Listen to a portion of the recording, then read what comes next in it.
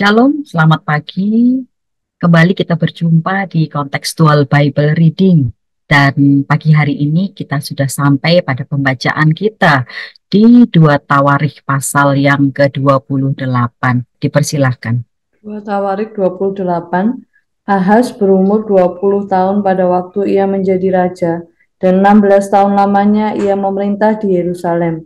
Ia tidak melakukan apa yang benar di mata Tuhan seperti Daud bapa leluhurnya, tetapi ia hidup menurut kelakuan raja-raja Israel. Bahkan ia membuat patung-patung tuangan untuk para Baal. Ia membakar juga korban di Lebak Ben Hinnom dan membakar anak-anaknya sebagai korban dalam api, sesuai dengan perbuatan keji bangsa-bangsa yang telah dihalaukan Tuhan dari depan orang Israel. Ia mempersembahkan dan membakar korban di bukit-bukit pengorbanan dan di atas tempat-tempat yang tinggi dan di bawah setiap pohon yang rimbun. Sebab itu Tuhan Allahnya menyerahkannya ke dalam tangan raja orang Aram. Mereka mengalahkan dia dan menawan banyak orang daripadanya yang diangkut ke Damsyik. Kemudian ia diserahkan pula ke dalam tangan raja Israel dan mengalami kekalahan yang besar. Sebab dalam sehari Pekah bin Remalia menewaskan di Yehuda 120.000 orang, semuanya orang-orang yang tangkas. Oleh karena mereka telah meninggalkan Tuhan, Allah nenek moyang mereka. Dan Sikri, pahlawan dari Efraim, membunuh Ma'asyir, anak raja, Asrikam, kepala istana, dan Elkanah, orang kedua di bawah raja. Orang Israel menawan dari saudara-saudaranya 200.000 orang, yakni perempuan-perempuan, serta anak-anak lelaki dan anak-anak perempuan. Mereka merampas juga banyak harta milik pada orang itu, dan membawa rampasan itu ke Samaria. Tapi di sana ada seorang nabi Tuhan yang bernama Oded. Dia pergi menemui tentara yang pulang ke Samaria dan berkata kepada mereka, "Lihatlah, karena kehangatan murkanya kepada Yehuda, Tuhan Allah nenek moyangmu menyerahkan mereka ke dalam tanganmu, dan kamu telah mengadakan pembunuhan di antara mereka dengan kegeraman yang sampai ke langit. Sekarang kamu bermaksud menaklukkan orang Yehuda dan Yerusalem menjadi hambamu laki-laki dan perempuan. Tidak adakah pada kamu sendiri kesalahan yang besar terhadap Tuhan Allahmu? Maka sekarang dengarkanlah kataku ini. Kembalikanlah orang-orang yang kamu tawan dari saudara-saudaramu itu, karena murka Allah menyala-nyala terhadap kamu. Lalu bangkitlah beberapa pemimpin Bani Efraim, yakni Asaria bin Yohanan, Berekia bin Mesilemot, Yehizkia bin Salum, dan Amasa bin Hadrai menghadapi orang-orang yang pulang dari perang. Dan berkata kepada mereka, "Jangan bawa tawanan-tawanan itu kemari, sebab maksudmu itu menjadikan kita bersalah terhadap Tuhan dan menambah dosa dan kesalahan kita. Sudah cukup besar kesalahan kita, dan murka yang menyala-nyala telah menimpa Israel." Lalu orang-orang yang bersenjata itu meninggalkan tawanan dan barang-barang rampasannya di muka para pemimpin dan seluruh jemaah. Dan orang-orang yang ditunjuk dengan disebut namanya bangkit, lalu menjemput para tawanan itu. Semua orang yang telanjang mereka berikan pakaian dari rampasan itu. Orang-orang itu diberi pakaian, kasut, makanan, dan minuman. Mereka diurapi dengan minyak, dan semua yang terlalu payah untuk berjalan diangkut dengan keledai dan dibawa ke Yeriko, kota pohon kurma dekat saudara mereka. Sesudah itu orang Israel itu pulang ke Samaria. Pada waktu itu Raja Ahaz menyuruh utusan kepada Raja Negeri Asyur untuk memohon bantuan, karena orang Edom telah datang pula dan mengalahkan Yehuda serta mengangkut tawanan-tawanan. Orang-orang Filistin juga telah menyerbu kota-kota di daerah bukit dan di tanah Negeb Yehuda. Mereka pun merebut Bet Semes, Ayalon, Gederot, Soko dengan segala anak kotanya, Timna dengan segala anak kotanya, dan Gomso dengan segala anak kotanya, dan menetap di kota-kota itu. Demikianlah Tuhan merendahkan Yehuda oleh karena Ahaz, Raja Israel itu membiarkan kebiadaban berlaku di Yehuda dan berubah setia kepada Tuhan. Maka datanglah Tilgat-Pilneser, Raja Negeri Asyur kepadanya, hanya bukan membantu dia melainkan menyisakannya. Walaupun Ahaz merampas barang-barang dari rumah Tuhan, dari rumah raja dan dari rumah-rumah para pemimpin dan menyerahkan semua itu kepada Raja Negeri Asyur, namun perbuatannya itu tidak menguntungkan dia. Dalam keadaan terdesak itu, Raja Ahaz ini malah semakin berubah setia terhadap Tuhan. Ia mempersembahkan korban kepada para allah orang Damsyik yang telah mengalahkan dia. Pikirnya, yang membantu raja-raja orang Aram adalah para allah mereka. Kepada mereka lah aku akan mempersembahkan korban, supaya mereka membantu aku juga. Tetapi allah-allah itulah yang menjadi sebab keruntuhan bagi dia dan bersama-sama dengan dia bagi seluruh Israel. Ahaz mengumpulkan perkakas-perkakas rumah Allah dan menghancurkannya. Ia menutup pintu rumah Tuhan, lalu membuat mezbah-mezbah bagi dirinya di segenap penjuru Yerusalem. Di tiap-tiap kota di Yehuda, ia membuat bukit-bukit pengorbanan untuk membakar korban bagi Allah lain. Dengan demikian, ia menyakiti hati Tuhan Allah nenek moyangnya. Selebihnya dari riwayatnya dan seluruh tingkah langkahnya, dari awal sampai akhir, sesungguhnya semuanya itu tertulis dalam kitab Raja-Raja Yehuda dan Israel. Kemudian Ahaz mendapat perhentian bersama-sama dengan nenek moyangnya dan dikuburkan di dalam kota di Yerusalem. Tetapi ia tidak dibawa ke pekuburan raja-raja Israel. Maka Hizkia anaknya menjadi raja menggantikan dia. Terima kasih Bapak Ibu Saudara-saudari yang dikasihi Tuhan Yesus. Segala kemuliaan hanya bagi Tuhan. Amin. Bapak Ibu yang terkasih, Raja Ahaz telah membawa bangsa Yehuda ke dalam sebuah keterpurukan, membawa kerajaan Yehuda kepada satu kondisi yang dimurkai Allah. Sebetulnya apa yang telah dilakukan oleh Ahaz sehingga membangkitkan murka Tuhan? Apa yang Ahaz telah lakukan sehingga kerajaan Yehuda ini menjadi satu kerajaan yang porak-poranda, city of war, di mana Tuhan benar-benar mempercayakan kerajaan Yehuda ini kepada lawan-lawannya. Mari Bapak Ibu Saudara-saudari sekalian kita selidiki 2 Tawarik pasal 28 ini. Ayat 1 sampai ayat yang keempat dengan jelas dinarasikan Bapak Ibu Saudara-saudari sekalian bahwa Ahaz memulai kepemimpinannya di usia yang ke-20 tahun. Dan selama 16 tahun ia memimpin kerajaan Yehuda. Selama 16 tahun inilah Ahaz melakukan apa yang jahat di mata Tuhan. Ahaz membangkitkan murka Tuhan.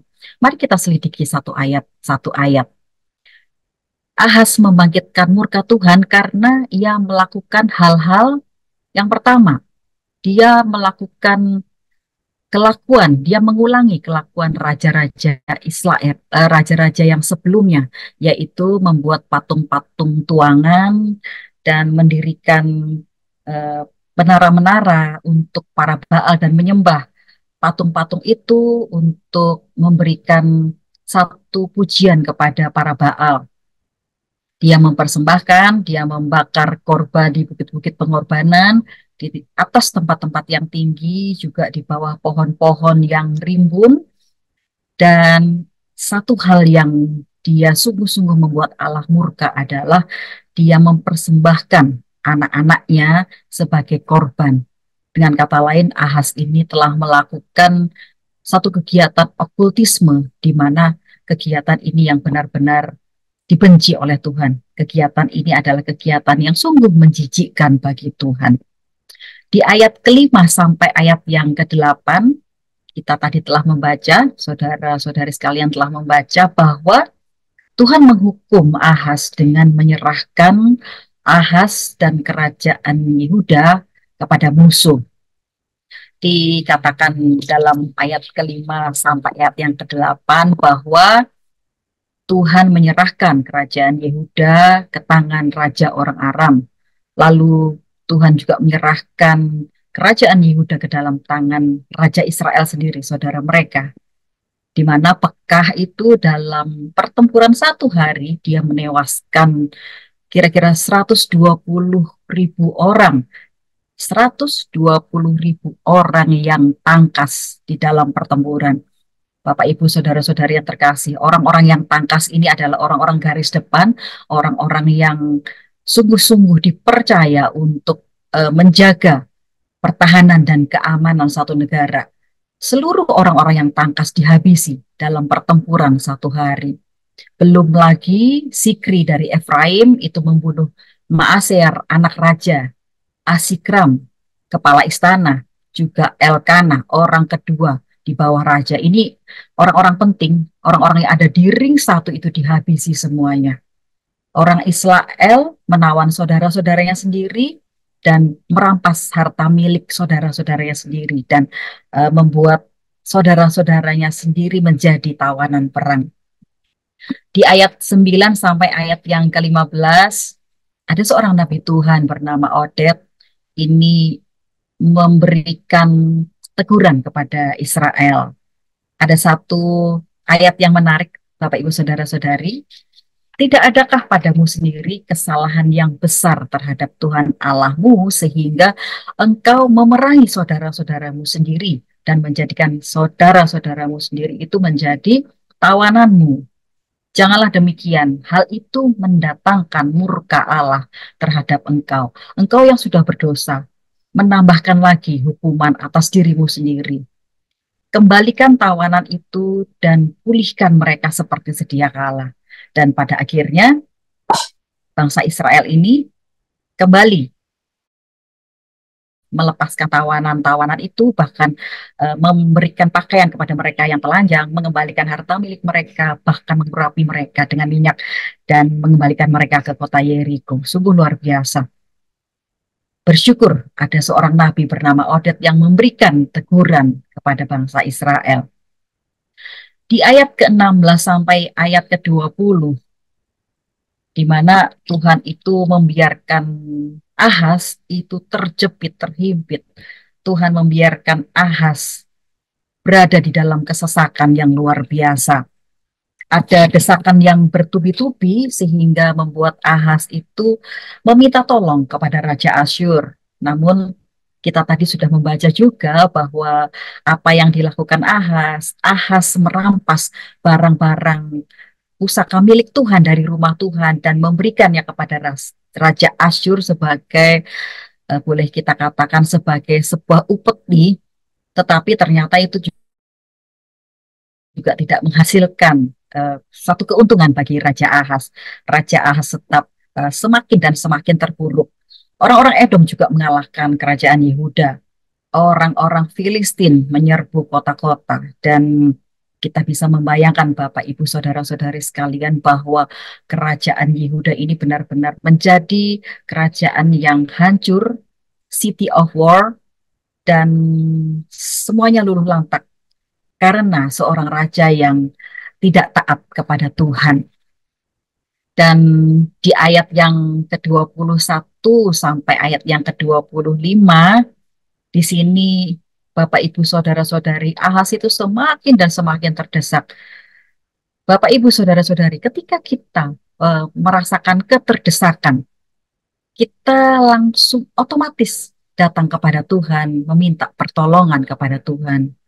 Lain halnya dengan Raja Ahaz. Di ayat ke-21 sampai yang ke-25, Raja Ahaz ini semakin terdesak, semakin ia hilang akal. Dia merampasi barang-barang milik Tuhan di rumah Tuhan. Dia menyerahkan barang-barang ini kepada Raja Negeri Asyur sebagai upeti, sebagai barang-barang untuk permohonan agar Raja Negeri Asyur ini menolong Raja Ahaz untuk memenangkan Raja Ahaz dalam peperangan. Lalu Raja Ahaz juga mempersembahkan korban pada para Allahnya ini dikatakan, lalu mengumpulkan perkakas Tuhan dan menghancurkan perkakas-perkakas itu.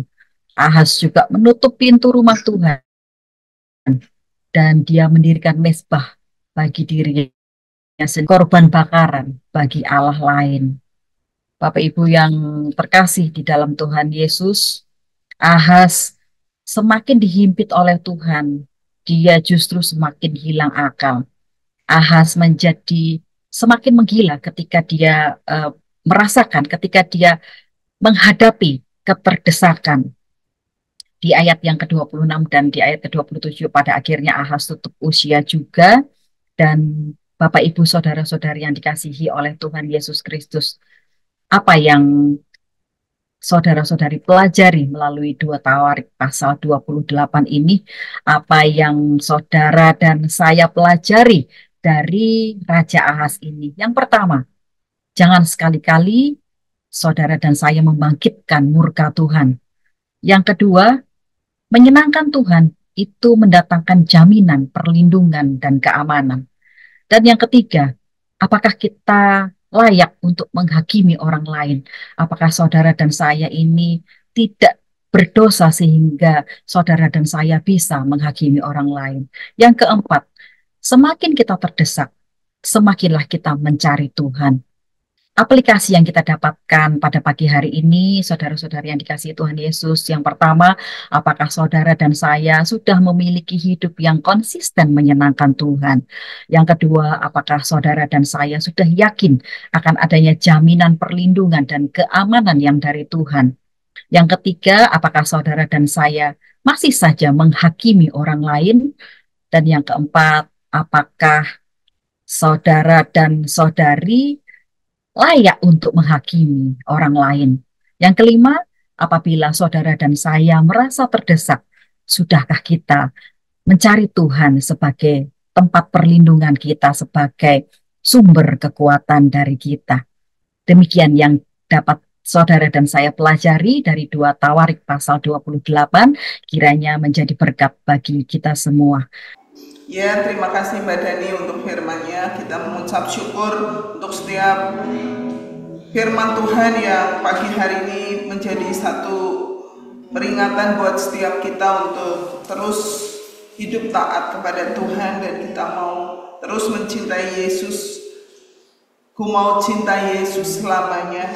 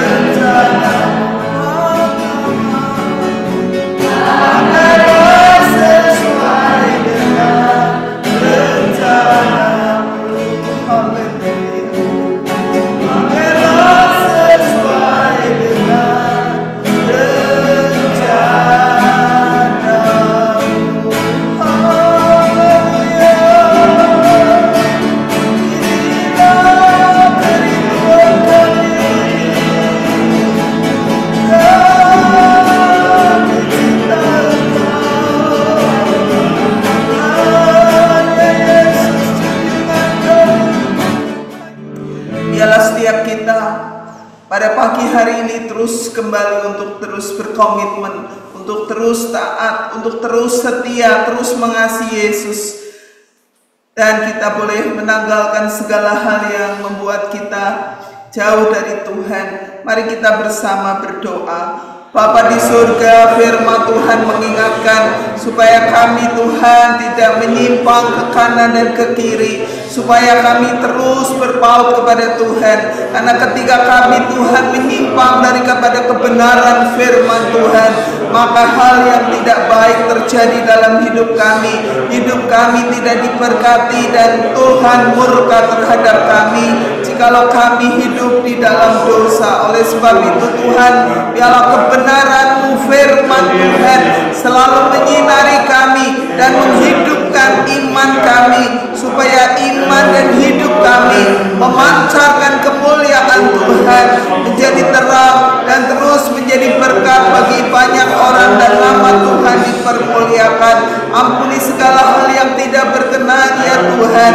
Biarlah kami terus Tuhan dikuduskan dari hari ke hari, untuk kami terus berkenan di hadapan Tuhan. Kami juga memiliki hati yang suka mengampuni, hati yang mengasihi sesama kami, hati yang berdamai, dan juga Tuhan hati yang baik untuk melakukan semua yang dikasih orang-orang yang kami kasih, supaya Tuhan nyata bahwa kasih Tuhan ada di dalam kami. Berikanlah kami segala hikmat kebijaksanaan untuk kami berelasi dengan orang lain, mengasihi, dan kami terus menjadi berkat. Terima kasih ya Tuhan, di dalam nama-Mu kami berdoa, kami mengucap syukur. Sekali Yesus, selamanya Yesus.